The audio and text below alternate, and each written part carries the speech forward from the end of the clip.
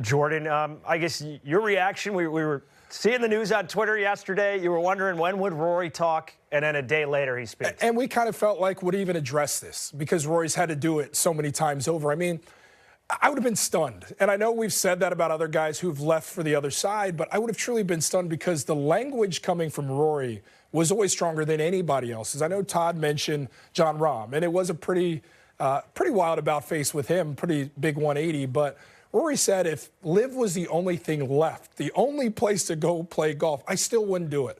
And I think Rahm and Rory are different because Rory's a guy who means more to the tour than Rahm did. And that's not to take anything away. This guy's the face. And so if that were to happen, I would have been stunned. I think it speaks to, with Rory, now I will say this, George, when I was listening to his great get with Todd and he was talking, I was like, okay, but where's the definitive spot? He's still leaving himself some openings. Then he finally said, I will be with the tour for the rest of my golf life. I felt like that shut the door on this. Now, I know some may still have that scarring from Rahm using pretty strong language, but I get the sense that Rory is here to stay. But it goes back to these sides need to come together so we don't have to keep dealing with this. 100%. And with the Rahm, I was less surprised overall. And we've played the soundbite so many times of Rahm saying, I pledge my fealty, etc. I believe that was said before June 6th of last year. So he says that, then the tour does a 180, and then Rahm does a 180. So I kind of understood from a psyche standpoint how his thinking could evolve over time, predicated on the events of last summer. For Rory, he has worn this so publicly as the face of the PGA Tour. It would have been stunning to me. The part that just sucks for golf fans is regardless when they come together, it's going to be 3-4 year process. Yeah, which means there's going to be more of this. It's going to be till 2027 or 2028. But I would be equally as shocked if they didn't get a deal done.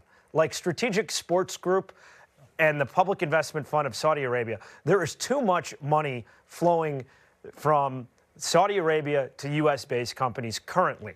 So to think that somehow the Strategic Sports Group, when there's already a lot of investments that are intertwined, wouldn't eventually work with the Public Investment Fund of Saudi Arabia in some way, shape, or form when it comes to professional golf is naive. Like, that's an inevitability. Now we're just trying to hash out what the timeline will be and what the new entity is going to resemble. Because I do think team golf in some way, shape, or form is going to be a part of it. But how big and what is it going to be branded as? There's still a lot to be decided with that, plus any penalties that LIV guys would have if they came back. And I know the PGA Tour is striding on that. And for LIV, they're like, well, okay, well, how is that beneficial for the game when you're trying to mete out justice? And how do you determine that? I will also sit here and I kind of chuckle as we're talking about this to lead our show. And again, great job by Todd getting the response from Rory to put away that fire, at least for now. But who wins in this moment? This is LIV being talked about again, and I think there's a part of me, the skeptic, that goes, this was baseless. This was floated from LIV's camp. This is what they wanted to stay in the stream of consciousness. Isn't that the vibe you get when these kind of things pop up? Because it seemed like when Todd was talking to Rory, Rory was dumbfounded. Rory had no idea how this has come up again, and here we are addressing it, and that's a win for one camp, not the other. Yeah, I do agree that for LIV, they win the news cycle. And that has significantly outperformed the product that they've put out so far for golf fans. Internationally, they've had a bigger impact. Like they're heading to LIV Golf Adelaide. That's been kind of their success.